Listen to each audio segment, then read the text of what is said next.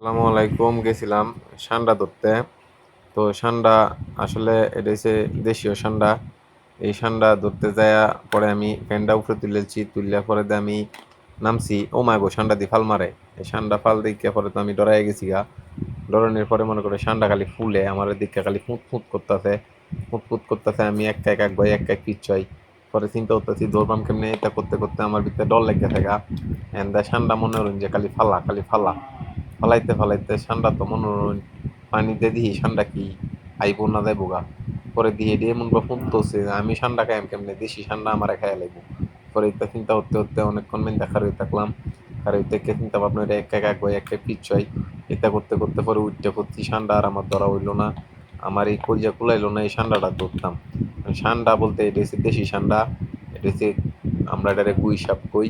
আর এই গুই সাপ নিয়ে ফাইজলামি করতে যাওয়ার পরে আমি ডরাই গেছি গা। ডরাইয়া পরে আমি উঠতে আয়া বলছি এটাই বাস্তব। হা